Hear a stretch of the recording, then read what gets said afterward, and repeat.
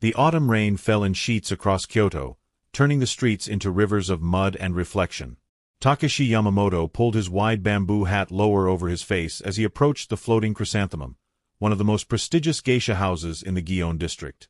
The wooden sign creaked in the wind, its painted flowers seeming to dance in the lamplight that spilled from the windows.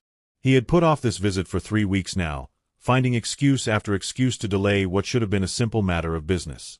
Lord Nakamura, his employer, had grown impatient. The debt was substantial, nearly 12,000 ryo, and it had gone unpaid for 6 months. As the Lord's chief retainer and debt collector, it was Takashi's duty to retrieve what was owed, by whatever means necessary. But something about this particular collection troubled him in ways he couldn't quite name. He knocked on the door with the prescribed rhythm, and it slid open almost immediately. A young girl, perhaps 14, bowed low. "Welcome, honored sir. Please, come in from the rain." Inside, the house transformed from the dreary evening into a world of warm light and subtle luxury. Lanterns cast golden glows across painted screens depicting scenes of spring gardens and distant mountains. The scent of incense mingled with jasmine and the faint aroma of expensive sake. Somewhere deeper in the house, a shamisen played a melancholy tune. "I am here to see the owner," Takashi said, removing his sandals. "I am Takashi Yamamoto, representing Lord Nakamura." The girl's smile faltered slightly, but she recovered quickly. "Of course, sir. Please wait in the receiving room. I will inform Oka-san." The receiving room was elegant but not ostentatious, with a low table of polished cedar and cushions of deep blue silk. Takashi sat in the formal position, his back straight, his hand resting near, but not on, the hilt of his katana. He had learned long ago that the mere presence of the blade was often enough to encourage cooperation. But when the door slid open 15 minutes later, it was not the elderly owner who entered. She moved with the practiced grace that marked all geisha, but there was something different about her, a directness in her gaze, a firmness in her bearing that spoke of more than artistic training. She was perhaps 25, her face painted in the traditional white, her lips a perfect bow of crimson. Her kimono was a masterpiece of autumn colors, deep burgundy with scattered gold leaves that seemed to fall across the silk as she moved. "Good evening, Yamamoto-san," she said, kneeling across from him with fluid precision. "I am Suzum. I manage the accounts for the floating chrysanthemum. I understand you are here regarding our debt to Lord Nakamura." Her voice was cultured, educated, the voice of someone born to a better station than the one she now occupied. Takashi found himself staring, and quickly looked away. "That is correct," he said, keeping his tone formal. "The debt has gone unpaid for 6 months. Lord Nakamura has been patient, but his patience has limits." "I am aware," Suzum said. She withdrew a ledger from her sleeve and placed it on the table between them. "I have prepared a complete accounting. As you can see, we have made several attempts to arrange payment. The house has fallen on difficult times." Takashi opened the ledger, scanning the neat columns of figures. Every entry was meticulously recorded, every expense justified and documented. This was not the work of someone trying to hide funds or avoid responsibility. This was someone fighting to keep a failing business afloat while maintaining perfect honesty. "These figures show that you are operating at a loss," he observed. "For the past 8 months, yes." Suzum's painted face remained serene, but he caught a flicker of something in her eyes. Worry, perhaps, or determination. 2 of our most experienced geisha retired last year. 3 more were poached by houses in Osaka and Tokyo. The political situation has made many of our usual patrons cautious about being seen in certain establishments. Takashi knew what she meant. Lord Nakamura's loan had been made before the Restoration, when the old ways still held firm power. Now, with the emperor returned to authority and the samurai class losing its privileges, many nobles were distancing themselves from associations that might mark them as too traditional, too tied to the past. "That does not change the debt," Takashi said, though his voice was gentler than he intended. "No," Suzum agreed. "It does not. I am proposing a payment schedule. If you look at the final page, I have outlined how we can pay back the full amount over 3 years." He turned to the page she indicated. Again, the figures were precise, honest. She had cut expenses to the bone, reducing food costs, eliminating luxuries, even reducing her own salary to almost nothing. If they adhered to this schedule, they would repay every coin, but the house would have to operate at near poverty levels, with no margin for emergencies. Lord Nakamura will not accept this, Takashi said. He wants full payment now, or he will seize the property. For the first time, Suzume's composure cracked. She closed her eyes briefly, her hands tightening on her lap. This house is home to 17 women and girls, she said quietly. If it is seized, they will have nowhere to go. Some might find positions elsewhere, but the young ones, the ones still in training, they will end up in the pleasure districts, in houses where they will not be geisha but something much worse. Takashi had seen those houses. He had collected debts from some of them. The distinction between a geisha, an artist, a companion, an entertainer, and a common prostitute was a line these women guarded fiercely. It was the difference between dignity and despair. I will speak to Lord Nakamura, he heard himself say. I will present your proposal. Suzume looked up, surprise evident in her eyes. Thank you, she said, and in those two words, he heard genuine gratitude mixed with disbelief. I make no promises, he added quickly. Lord Nakamura is not known for his mercy. Few men of power are, Suzume replied. But you are here, listening, rather than simply taking what you came for. That is more than I hoped for. As Takashi left the floating chrysanthemum that evening, the rain had softened to a mist. He walked slowly through the streets, the ledger tucked securely in his jacket. He should have demanded immediate payment, should have threatened seizure, should have done any number of things that would have demonstrated his effectiveness to his lord. Instead, he found himself thinking about a woman with honest eyes and a desperate plan to save 17 lives. Lord Nakamura's response was exactly what Takashi had expected. 3 years. The Lord's voice boomed across the audience hall. I could be dead in 3 years. I could have invested that money 10 times over and earned twice what they owe me. The alternative is seizing a failing property, Takashi said calmly. The house is worth perhaps 8,000 ryo in the current market. You would lose 4,000, and gain a property you don't need and cannot easily manage. Lord Nakamura glared at him. The Lord was in his 60s, his face weathered by years of war and politics. He had been a formidable warrior in his youth, but age and peace had made him fat and irritable. Then we sell the girls, the Lord said. There are always buyers for trained geisha. They are not slaves to be sold, Takashi said, keeping his voice even. They are under contract to the house, not to you. Seizing the property does not give you ownership of the women. This was technically true, though Takashi knew that in practice, desperate women in a closed house would have few choices. They would likely accept contracts from whoever could offer them stability, regardless of the terms. You seem very concerned with the welfare of these women, Lord Nakamura observed, his eyes narrowing. Is there something you're not telling me, Yamamoto? I am concerned with your interests, my lord, Takashi replied. A 3-year payment plan guarantees you will receive every coin owed, plus interest.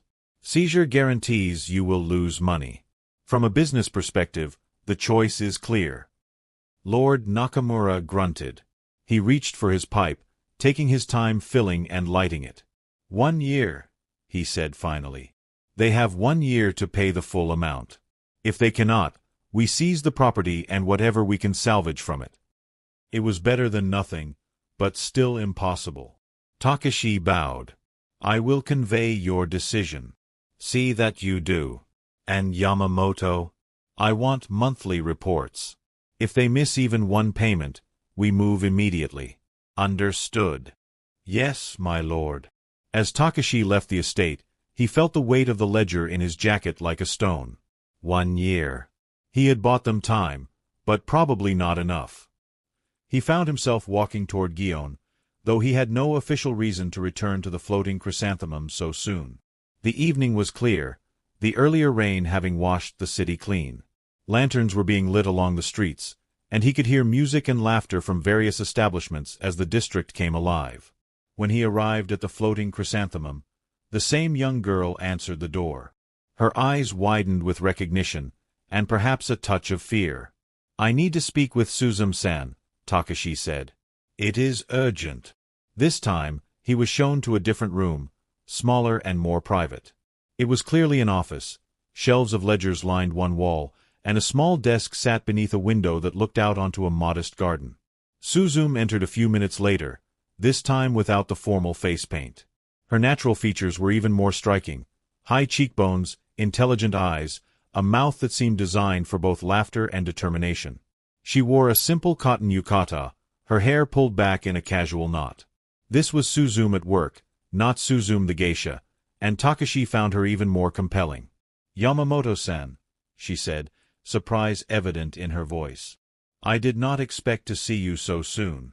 Has Lord Nakamura made a decision? He has. Takashi knelt by the low table, and she joined him.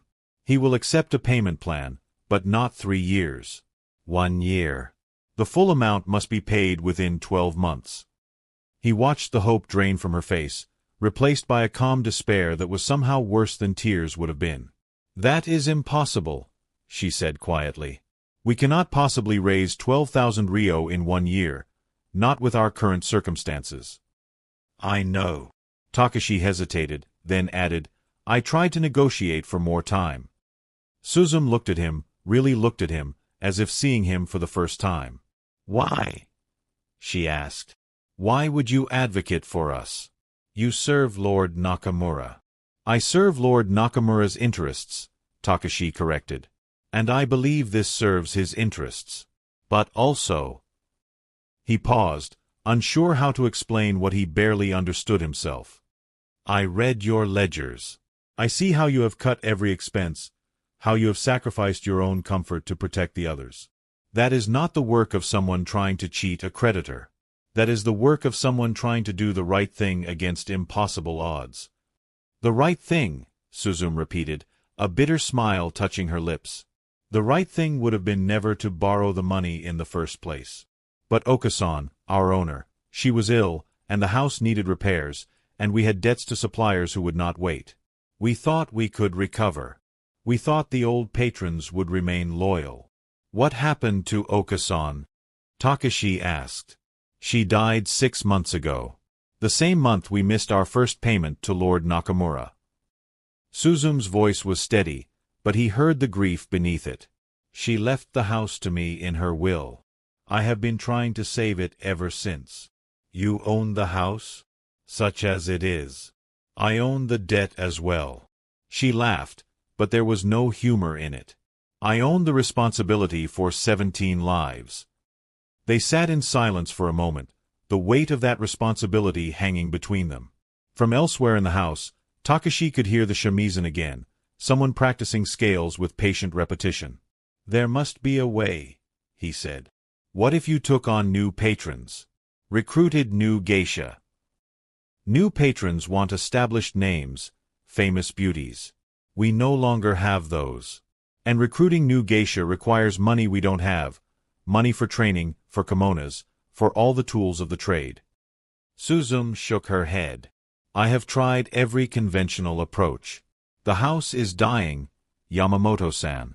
You have given us 12 months instead of immediate seizure. For that, I am grateful.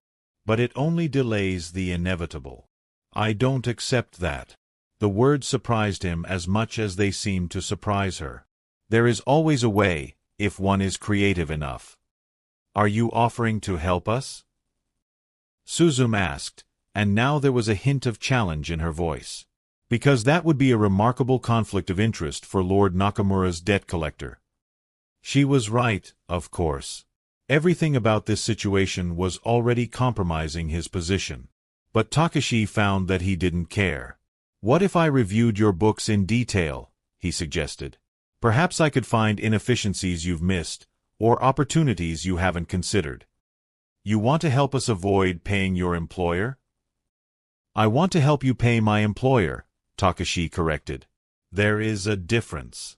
If the house thrives, Lord Nakamura gets his money. If it fails, he gets nothing. Where is the conflict? Suzume studied him for a long moment, her eyes searching his face for something, sincerity, perhaps, or hidden motive. Whatever she found seemed to satisfy her. "Very well," she said. "But I warn you, Yamamoto-san, you will find no hidden treasures in our ledgers. I have been over every figure 100 times." "Then 101 may reveal something new," Takashi said. Over the following weeks, Takashi found himself spending more and more time at the floating chrysanthemum.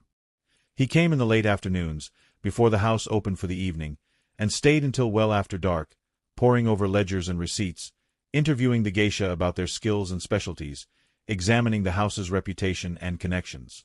Suzume was always there, working alongside him. She had a mind as sharp as any merchant's, combined with an artist's intuition for what would appeal to patrons. Together, they began to develop a plan. The house's main problem was not quality but visibility.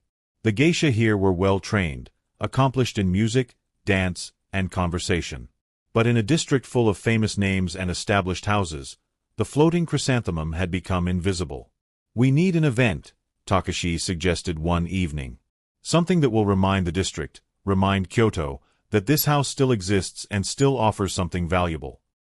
"Events cost money," Suzume pointed out. "Money we are trying to save. A different kind of event, then. Not a lavish party, but something that showcases your artists in a way that others cannot match." They debated various possibilities. Finally, Suzume had an idea. "Heini," she said. "One of our younger geisha, she is an extraordinary poet. She won a competition when she was 16, but no one remembers anymore. What if we hosted a poetry evening? We could invite scholars, nobles who appreciate literature. Keep it intimate, elegant. Focus on art rather than expense." Takashi nodded slowly. "That could work. It would distinguish you from houses that focus purely on entertainment and beauty. You would be appealing to a different class of patron, one that values culture and sophistication. It would also remind people that geisha are not just pretty faces," Suzume added, and he heard the passion in her voice. "We are artists, preservers of traditions. That matters to some people, even now." They began planning the event in earnest. Suzume would compose invitations to select scholars and cultural figures. Heini would curate a program of classical and original poetry. The other geisha would provide musical accompaniment. It would be small, intimate, and focused entirely on demonstrating the house's cultural value. As they worked, Takashi found himself learning about Suzume's past. She had been born to a merchant family, educated in literature and arts. When her father's business failed and he took his own life, she had sold herself to a geisha house to pay his debts and provide for her younger sisters. "I was 18, she told him one evening. They were sitting in the garden, taking a break from the planning. The autumn air was crisp, and maple leaves drifted down around them. "I thought it would be for a few years. I thought I would earn enough to set up my sisters with dowries, and then I would be free. But it didn't work that way. It never works that way. The costs of training, of kimonos, of living, they accumulate. By the time I could have bought my freedom, I had nothing left. And then Okasan became ill, and there was no one else who could manage the house." She smiled sadly. "So here I am, owner of a failing business, responsible for more people than I can possibly save." "You're doing more than most would," Takashi said. "You could have run. Could have let the house fail and started over somewhere else. And abandoned the others? The young girls who have nowhere else to go." Suzume shook her head. "No. I know what it is to be desperate, to have no choices. I will not inflict that on them if I can possibly help it." Takashi found himself speaking of his own past, something he rarely did. He told her about his father, a samurai who had served the shogunate with distinction. About how the restoration had stripped them of their stipends, leaving them with honor but no means to sustain it. About his younger sister, who had married a farmer to ensure she would have food to eat. "I serve Lord Nakamura because he pays well," Takashi said. "Because in this new world, money matters more than lineage or honor. But I am not proud of all the things I have had to do in his service. Yet you still do them. Because my sister needs support. Because my mother is old and frail. Because honor does not put food on the table." He paused. But I am beginning to think there are lines I should not cross, regardless of the cost. Suzum looked at him, and in the fading light, her eyes seemed to hold both sadness and understanding. We are all trying to navigate this new world, she said softly. All trying to find a way to survive while keeping some piece of ourselves intact. Their hands were resting on the bench between them, almost touching. Takashi could feel the warmth of her skin, could smell the faint scent of jasmine in her hair. It would be so easy to close that tiny distance, to take her hand in his. But he was here as Lord Nakamura's representative. She was a debtor, fighting for survival. Any relationship between them would be built on fundamentally unequal ground, tainted by his power over her circumstances. He pulled his hand back. "We should finalize the invitations for the poetry evening," he said, his voice more formal than he intended. If Suzum noticed his withdrawal, she gave no sign. "Yes," she agreed. "There is much work still to do." The poetry evening was scheduled for the first week of November. In the weeks leading up to it, the floating chrysanthemum transformed. The geisha practiced their performances with renewed energy. Suzum worked tirelessly on every detail, from the arrangement of the rooms to the selection of sake. Even the young apprentices caught the excitement, their laughter and chatter filling the halls. Takashi found reasons to visit almost daily. He told himself it was to ensure the event would be successful, that Lord Nakamura's investment would be protected. But he knew the truth. He came to see Suzum, to hear her voice, to watch her move through the house with quiet authority, to glimpse the woman beneath the white makeup and elaborate kimonos. He was falling in love with her, and it was possibly the most foolish thing he had ever done. The night of the poetry evening arrived with clear skies and a bright moon. Takashi attended not as Lord Nakamura's representative, but as a guest, dressed in his finest hakama and heiori. The house glowed with soft lantern light, and the garden had been transformed into an ethereal space with carefully placed candles reflecting off a small pond. The guests were exactly as Suzum had hoped. Scholars, poets, a few minor nobles known for their appreciation of culture. They arrived with curiosity, stayed with growing appreciation. Heine's poetry was exquisite, her voice clear and confident as she recited both classical verses and her own compositions. The other geisha provided accompaniment on shamisen and koto, their music perfectly complementing the poetry's emotional tones. But it was Suzum who truly commanded the space. She moved among the guests with effortless grace, engaging each in conversation, demonstrating her own knowledge of literature and arts. She was not performing femininity or beauty, though she was certainly both feminine and beautiful. She was demonstrating intelligence, culture, and refinement. She was reminding these men what a geisha truly was. Takashi watched from the shadows of the garden, his heart swelling with an emotion he couldn't quite name. Pride, perhaps, mixed with admiration and that dangerous tenderness that had been growing within him for weeks. As the evening wound down and the guests departed, each one promising to recommend the house to their friends, Suzum finally allowed herself to relax. Takashi found her in the garden, sitting on the bench where they had talked weeks before. She had removed the formal wig and outer kimono, and looked both exhausted and triumphant. "It went well," he said, sitting beside her. "Better than well. 3 of the guests have already sent messengers requesting appointments for private parties. One of them was Lord Tanaka. He has connections throughout Kyoto." She turned to him, and her smile was radiant. "This might actually work, Yamamoto-san. We might actually survive." "You will survive," he said with certainty. "You're too stubborn to fail." She laughed, and the sound was like water over stones, natural and musical. "Is that a compliment?" "The highest I can give." They sat in comfortable silence, watching the moon's reflection dance on the pond. The autumn air was cool but not cold, and the sound of the city beyond the walls seemed distant and unimportant. "Takashi," Suzum said, and the use of his given name sent a shock through him. "Why are you helping us?" "The real reason."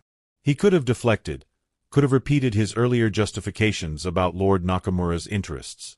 But sitting here in the moonlight, after weeks of working together, after seeing her fight so fiercely for the people she protected, he found he could not lie. "Because of you," he said simply. "Because you are the most remarkable person I have ever met, and the thought of you losing this house, of you being forced into some situation less worthy of you. I cannot bear it. Suzum was quiet for a long moment. That is dangerous territory, she said finally. For both of us. I know.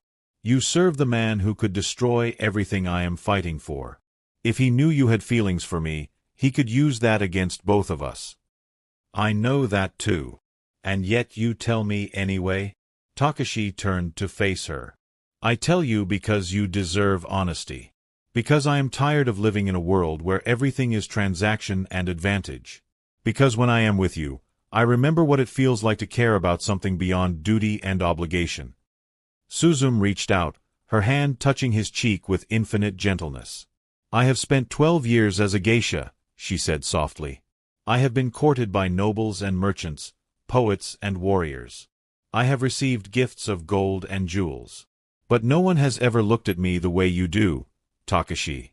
As if I am a person first, and everything else second. You are a person, he said. That is all you need to be. She leaned forward, and he met her halfway. Their kiss was gentle, tentative, two people crossing a boundary they both knew they shouldn't cross. But in that moment, with moonlight silver on the water and autumn leaves falling around them, it felt not like a mistake but like coming home. When they finally pulled apart, Suzum rested her forehead against his. This is complicated, she whispered. Everything worth having is complicated. And dangerous. I'm a samurai. Danger is my profession. She laughed again, but this time there were tears in her eyes. What are we going to do? We are going to save this house, Takashi said firmly. We are going to find a way to pay Lord Nakamura every coin owed to him. And then we are going to figure out what comes after. You make it sound possible. With you, everything feels possible. The poetry evening proved to be the turning point Suzum had hoped for. In the weeks that followed, invitations came regularly for small, cultured gatherings. The Floating Chrysanthemum developed a reputation as a house for those who valued sophistication over spectacle, conversation over mere beauty. The income, while not dramatic, was steady and growing. Takashi continued to visit, now openly acknowledged as the house's financial advisor. He helped Suzum navigate contracts, negotiate better prices with suppliers, and invest their growing surplus wisely. Lord Nakamura, seeing regular monthly payments arriving ahead of schedule, was content to let his representative manage the situation. But managing the situation became increasingly complicated as Takashi's feelings for Suzum deepened. They were careful, scrupulously so, never allowing others to see the growing intimacy between them. But in private moments, stolen hours in the garden or late evenings in Suzum's office after the house had quieted, they built something precious. Suzum told him about her sisters, both married now, with families of their own. She had not seen them in years. They are ashamed of what I do, she said. They don't understand that I did this for them, that every coin I earned went toward their dowries, their children's education. Then they are fools, Takashi said bluntly.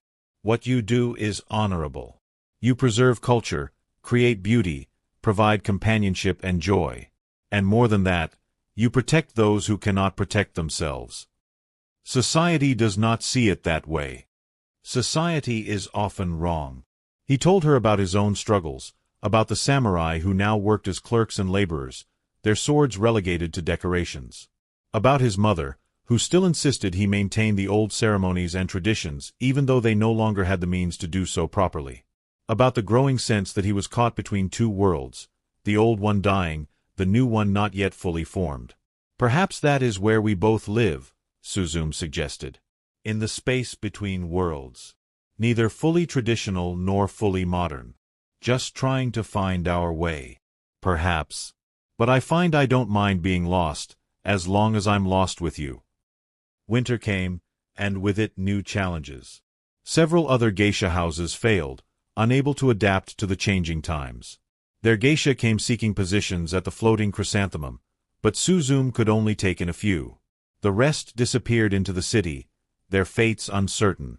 I feel like we're on an island that's slowly sinking, Suzum said one cold evening. They were in her office, reviewing accounts by the light of an oil lamp. We're doing well, but all around us, The world we knew is disappearing. Then we build boats, Takashi said. We adapt, we change, we find new ways to thrive. You make it sound so simple. It's not simple. But it is possible. By the new year, the floating chrysanthemum had paid off a third of its debt. At this rate, they would clear the full amount in 18 months. 6 months ahead of Lord Nakamura's deadline. It was a remarkable achievement, but it had come at a cost. Suzume looked exhausted, dark circles under her eyes despite her careful makeup. The other geisha, while successful, were overworked. You need to rest, Takashi told her one evening, finding her asleep at her desk, her head pillowed on a ledger. She woke with a start. What time is it? Late. The house is closed, everyone has gone to bed. Except you. Suzume rubbed her eyes, smudging her makeup. In the lamplight, she looked very young and very tired. There is always more work to do. There will always be more work. But you are no good to anyone if you collapse from exhaustion. I cannot afford to collapse. Too many people depend on me. Takashi knelt beside her chair, taking her hand. And who do you depend on, Suzume? Who takes care of you? I take care of myself. You shouldn't have to. Not alone. She looked at him, and something shifted in her expression. What are you saying, Takashi? He had not planned this. Had told himself 100 times that it was too soon, too complicated, too dangerous. But looking at her exhausted face, feeling the delicate bones of her hand in his, he found the words spilling out before he could stop them. Marry me, he said. When the debt is paid, when the house is secure, marry me. Let me take care of you the way you take care of everyone else. Suzume stared at him. You want to marry a geisha? I want to marry you. The woman who sacrificed everything for her family. The woman who fights for those weaker than herself. The woman who faces impossible odds with grace and determination. That is who I want to marry. Your family would be horrified. My family will accept what makes me happy, or they will not. Either way, my choice is made. Lord Nakamura can find another debt collector. I have enough saved to start a small business. Nothing grand, but enough to support a family. We would not be wealthy, but we would be together. Tears were streaming down Suzume's face now, cutting tracks through her white makeup. I don't know what to say. Say yes. Say you feel what I feel. Say you can imagine a life beyond these walls. I can, she whispered. I do. But Takashi, the house, the other women, can continue to thrive under new management. We will find someone worthy to take over from you. But Suzume, you have given 12 years to this life. Don't you deserve to choose something for yourself? She was quiet for a long moment, her hand trembling in his. Then she smiled through her tears. Yes, she said. Yes, I will marry you. When the debt is paid, when the house is secure, when everything is as it should be, yes. He kissed her then, tenderly, reverently, as if she were something infinitely precious. And to him, she was. The next months were perhaps the happiest of Takashi's life, even as they were the busiest. He continued working for Lord Nakamura, but began quietly making plans for his own future. He researched small businesses that might succeed in the new economy. Import, export, perhaps, or consulting for merchants who needed to navigate the changing legal landscape. Suzume continued managing the floating chrysanthemum, but with a new lightness in her bearing. The other geisha noticed, whispering among themselves. Was there Suzume-san in love? Who could the fortunate man be? They were careful not to reveal their relationship openly, but neither could fully hide their joy. Haney, the poet, cornered Suzume one afternoon. You are seeing someone, she said. It was not a question. Suzume considered lying, but found she couldn't. Yes, she admitted. The debt collector? Yamamoto-san. How did you know? Haney smiled. The way he looks at you when he thinks no one is watching. The way you smile when he arrives. It is not so very mysterious, Suzume-san. Are you scandalized? Scandalized? No. Happy for you. You have given us everything. You deserve some happiness of your own. Haney hesitated. But be careful. If Lord Nakamura discovers this relationship before the debt is paid. I know. We are being careful. But careful was not careful enough. It was Takashi's colleague who noticed first, another of Lord Nakamura's retainers who had observed Takashi visiting the floating chrysanthemum far more often than necessary for a simple debt collection. Suspicious, he began watching more closely, noting the long hours Takashi spent there, the way his demeanor changed when he emerged. The colleague reported to Lord Nakamura, and the Lord summoned Takashi to a private audience. "Tell me, Yamamoto," Lord Nakamura said, his voice deceptively mild. "How goes the collection of the floating chrysanthemum's debt?" Takashi knelt in the formal position, his back straight. "Very well, my lord. They have paid a third of the total amount, ahead of schedule. At their current rate, the debt will be cleared in full within 18 months. "Remarkable," Lord Nakamura said. "Almost miraculous, one might say, for a failing house to suddenly become so profitable. Tell me, what changed?" They implemented new strategies to attract patrons, cultural events, poetry gatherings, things that distinguish them from other houses. The manager, Suzume, is quite capable. Ah yes, Suzume. The beautiful geisha who manages the accounts. Lord Nakamura's eyes narrowed. "You seem to spend a great deal of time at this house, Yamamoto. Far more than necessary to collect monthly payments." Takashi's heart began to pound, but he kept his face impassive. "I have been providing financial advice, my lord. It serves your interests to ensure the house thrives." "Does it? Or does it serve your interests?" Lord Nakamura stood, walking slowly around Takashi like a predator circling prey. "I have received reports that you have grown close to this Suzume, that you visit daily, that you spend hours alone with her. There was no point in denying it. I have assisted her with the house's finances. If my visits have been frequent, it is because the work required it." "The work?" Lord Nakamura repeated. "I see. And does this work include romantic entanglement? Because I am told you look at her as a man looks at a woman he desires, not as a debt collector looks at a debtor." Takashi met his lord's eyes directly. "My personal feelings do not affect my professional duties. The debt is being paid." "Your personal feelings are a liability," Lord Nakamura snapped. "How can I trust you to act in my interests when you are involved with the woman who owes me money? For all I know, you have been helping her hide assets, reduce her debt through manipulation of accounts." "I have done no such thing. Every coin reported paid has been paid. I have the receipts." "Receipts can be falsified. Numbers can be manipulated." Lord Nakamura returned to his seat, his expression cold. "I am disappointed in you, Yamamoto. I thought you were a man of honor, a man who understood duty. Instead, I find you compromised by a pretty face." "She is more than a pretty face," Takashi said quietly. "She is a woman of extraordinary character who has sacrificed everything."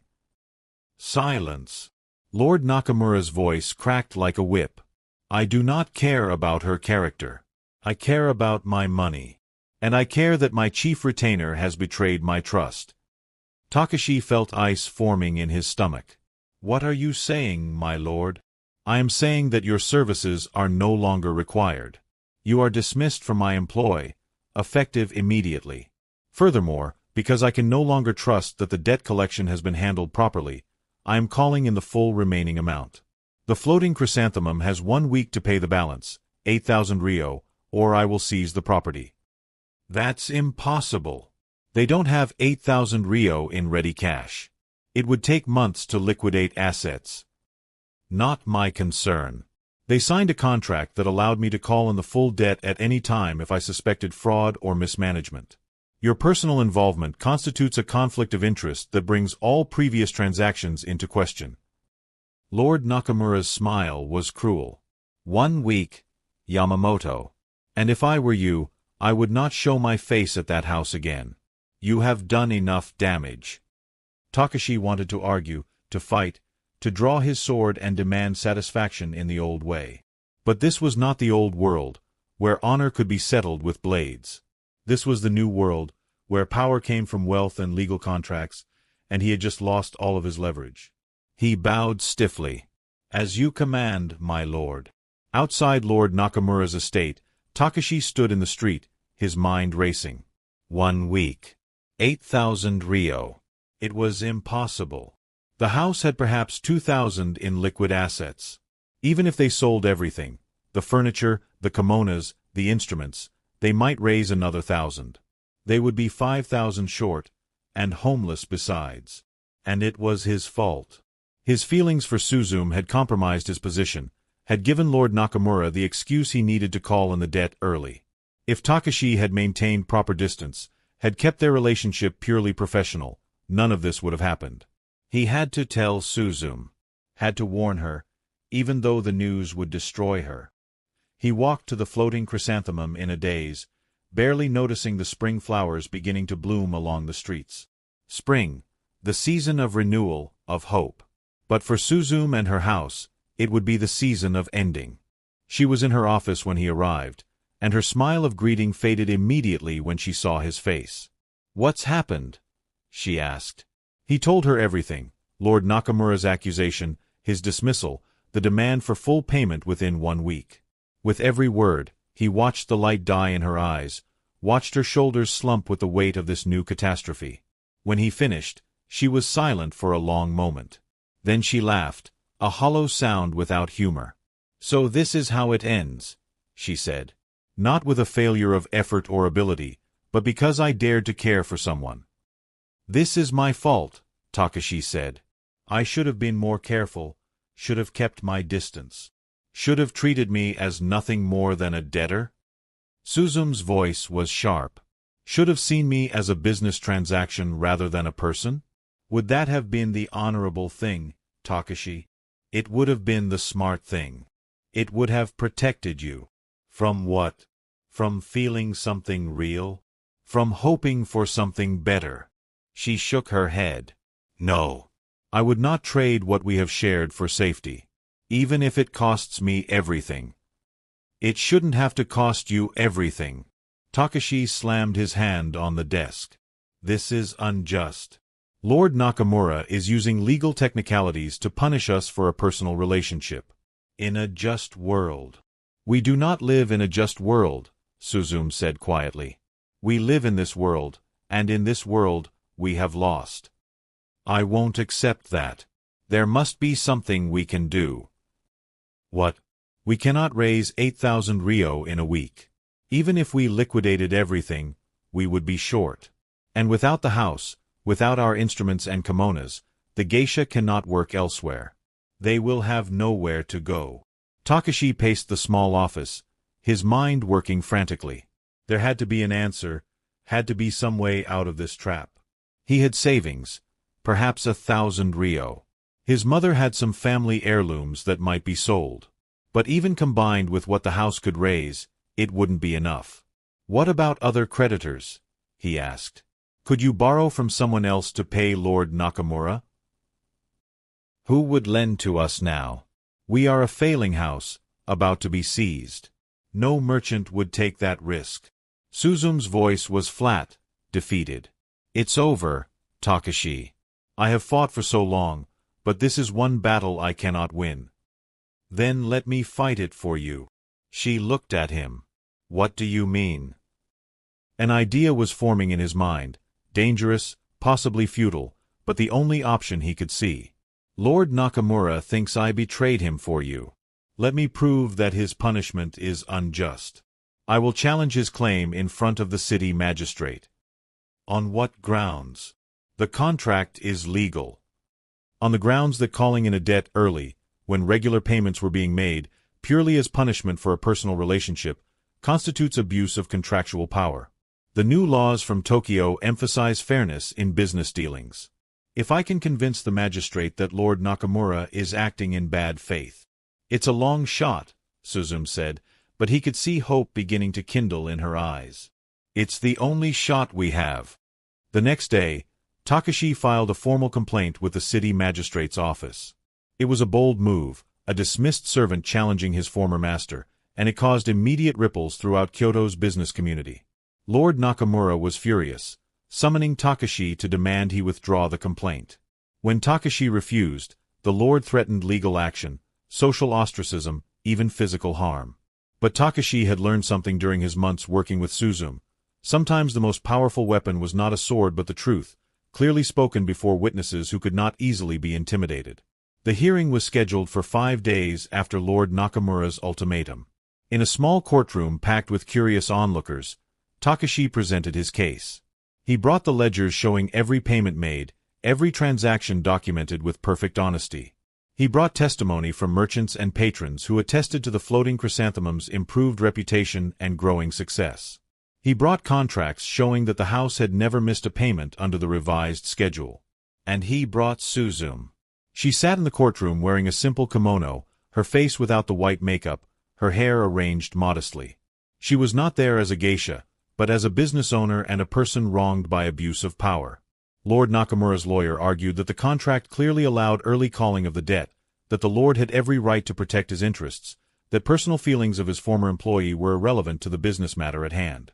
But when the magistrate asked Lord Nakamura directly why he had chosen to call in the debt early when payments were being made on schedule, the lord made a fatal mistake. "Because I could not trust my employee," he said. His judgment was compromised by personal involvement with the debtor. How could I know the payments were real, that the accounts were honest, when he was romantically involved with her? And yet, the magistrate said mildly, you present no evidence of fraud or falsified accounts. Every payment has been verified by your own banking house. The accounts have been audited and found accurate. So what you are saying is that you called in the debt not because of any actual wrongdoing, but because of your employee's personal life. Lord Nakamura hesitated. The potential for impropriety. The potential is not the same as the actual, the magistrate interrupted. This court deals with facts, not potentials. The facts show a debt being paid on schedule, a business recovering from difficulty through legitimate means. The facts show no fraud, no mismanagement, no breach of contract by the debtor. He paused, looking at Lord Nakamura with something like distaste. What the facts show is a creditor using legal technicalities to punish people for personal reasons that have nothing to do with the business matter at hand. The contract allows many things that would nevertheless be unjust to enforce. The new commercial codes from Tokyo emphasize fair dealing, my lord. What you propose is not fair dealing. It is revenge disguised as business. The magistrate's ruling came swiftly. The floating chrysanthemum would continue making payments on the established schedule. Lord Nakamura could not call in the debt early without demonstrating actual cause. Fraud, missed payments, or breach of contract. Personal relationships of former employees did not constitute cause. Furthermore, the magistrate ordered Lord Nakamura to pay court costs and issued a formal reprimand for abuse of contractual authority. As they left the courthouse, Suzume gripped Takashi's arm so tightly he thought she might leave bruises. "We won," she whispered. "I can't believe it. We actually won." "You won," Takashi corrected. "You won because you were honest, because your accounts were perfect, because you gave him no actual grounds for complaint." "We won," Suzume repeated firmly. "Together." The story of the hearing spread quickly through Kyoto. A geisha house standing up to a noble, a dismissed servant challenging his master, a magistrate ruling in favor of fairness over pure contractual right. It was the kind of story people love to tell, especially in these times of change and uncertainty. For the floating chrysanthemum, it was the best advertising they could have asked for. Patrons came out of curiosity and stayed because the house genuinely offered something valuable. The story gave Suzume and her geisha a kind of dignity and respect they had struggled to maintain in the face of the district's declining reputation. Within 3 months, the house was not just surviving but thriving. Within 6, they had paid off half the remaining debt. And within a year, exactly on the original schedule Suzume had proposed, they made the final payment to Lord Nakamura. Takashi was there when Suzume delivered the last of the money to Lord Nakamura's banking house. She insisted on doing it in person, on looking into the eyes of the clerk who recorded the payment, on receiving the formal documentation that the debt was cleared in full. "It's done," she said as they walked out into the spring sunshine. "Finally, truly done. What will you do now?" Takashi asked. Over the past year, he had started his own consulting business, helping merchants navigate the new legal and financial landscape. It was modest but growing, and he had enough saved now to consider the future seriously. "I have been thinking about that," Suzum said. "Haney is ready to take over management of the house. She has the skills, the dedication, and the respect of the other geisha. And I—" She paused, turning to face him. "I am ready to choose something for myself." "And what do you choose?" She smiled. "A small house somewhere quiet. A garden where I can grow vegetables. A simple life with a man who sees me as a person, not a role or a transaction." Her smile widened. "If that man is still interested, of course." Takashi felt his heart swell. That man has been waiting a year for this conversation. Then perhaps he should ask his question properly this time. Not in an office when I am exhausted, but here in the sunshine when we are both free. He knelt right there in the street, heedless of the people passing by, and took her hand. "Suzum, will you marry me? Will you share a life with me, build a future with me, be my partner in everything that comes?" "Yes," she said, pulling him to his feet. "Yes to all of it." They married quietly a month later, in a small ceremony attended by Suzum's sisters, who had reconciled with her after hearing the story of the debt and her fight to save the house, and Takashi's mother, who surprised him by embracing Suzum warmly and saying, "Any woman strong enough to face down Lord Nakamura is strong enough to be part of this family." The geisha of the floating chrysanthemum prepared a celebration that was talked about for years, not lavish or expensive, but filled with genuine joy and artistry. Haney composed a poem for the occasion, about two people finding each other across the boundaries of duty and circumstance, about love that transforms obstacles into opportunities.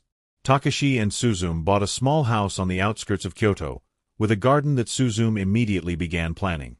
She took only a few things from her years as a geisha: some books, a favorite kimono, a shamisen that had belonged to Okasan.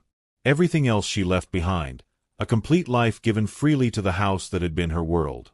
"Do you miss it?" Takashi asked one evening as they sat in their garden, watching the sun set over the distant mountains. Suzum considered.